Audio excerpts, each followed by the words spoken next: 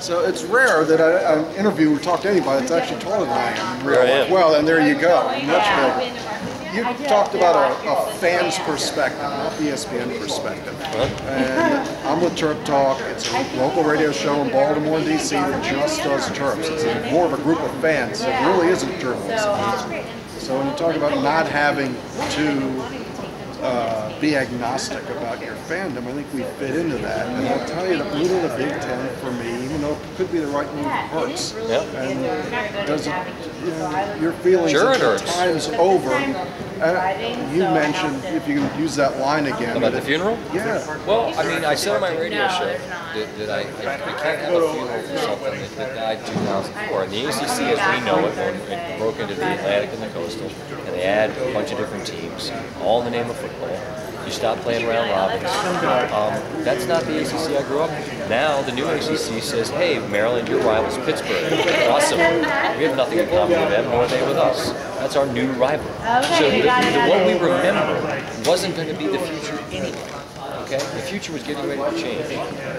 So why does it still hurt so much? I agree with everything you said. I was excited that we moved to the Big Ten. Change sucks. We're not wired well to change stuff. They say the most stressful things in life are if you change your job or if you move or if someone dies. All those things. What are the three roots of that? Change. They've all happened to me. Me too. You talked about your father. Yeah. I did the same thing when I went to Midnight Madness. I called my mother and said, oh, if he was still alive, he would have loved that I talked to Lefty Griselle and Gary Williams in one night. That's awesome. It was great. That's awesome. So it's hard to change. You and I, and folks out there, we have real memories that we are emotionally tied to. And the idea that ends is hard. I hate it. But it was going to change regardless. And so the fact that Maryland was able to find the solid ground that the Big Ten offered, stability, financial security, it's one of those things that might be like when you take a shot. Not a shot at the bar, but when you get a shot and you think, this hurts, man. It hurts, but it's going to prevent you from getting the flu. This is better than a shot, and it's going to make Maryland stronger in the long term. And the byproduct is you're going to have to figure out new teams to root against and rivalries that matter. Michigan State would be my pick because the NCAA history. We don't speak of that. Ever. God, that was so awful. I fell on the ground. It's a true story. I had kids crying on the floor. Fell on the ground. I standing in my living room. We're not talking. It's too late now. Now the cat's out of the bag, and I just screamed, no. And then I cussed, and then I fell on the ground. And now we move on. Next topic. The next topic is almost as sad. The moment I'm going to cry, I want to get in there the day that they take the ACC off the floor. Right. At Comcast, because sooner or later, someone's going to be out there with paint. Yeah, put the big on there. It's going to look, all of it's going to be real. All of it. Every bit of it's exciting. That's what I'm choosing to focus on. I'm choosing to be optimistic about what's good about it. And there's things about it that will be. So I told you it'd be 30 seconds. It's probably over 2 minutes. The last one. Okay. So I didn't know Delaney played basketball for Carolina, which certainly doesn't make me like him anymore, I'll tell you that. And the other one is I didn't know Nate Silver, who writes for the Times. Now ESPN. ESPN said that we have, what was the quote they used? I don't know. The fewest number of fans for a state university? I don't know. We got to fix this. Somehow we got to fix this. Well, look, this isn't a new problem. It's not new. We're the one major college that's equidistant to two passionate NFL fan bases. We sit between the Baltimore Ravens and the Washington Redskins. No one else deals with that. No one.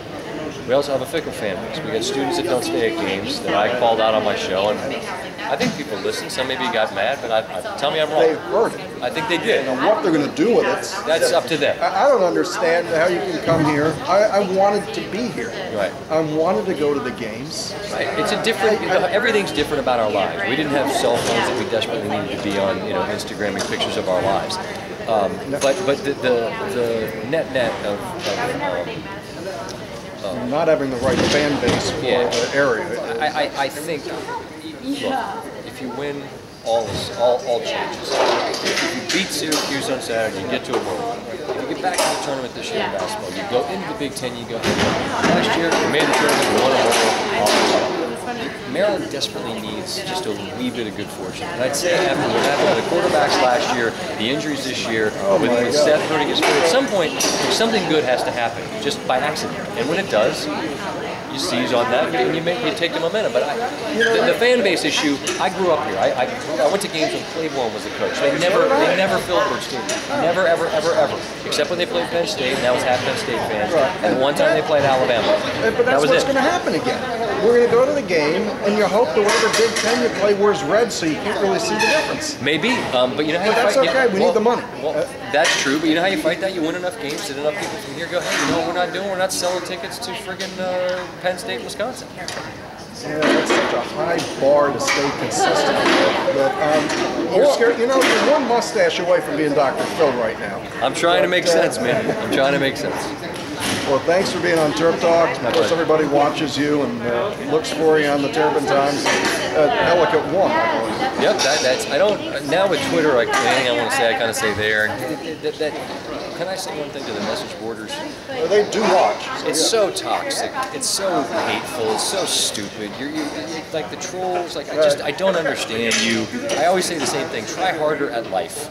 Go do something besides being mean-spirited and talking crap behind a name.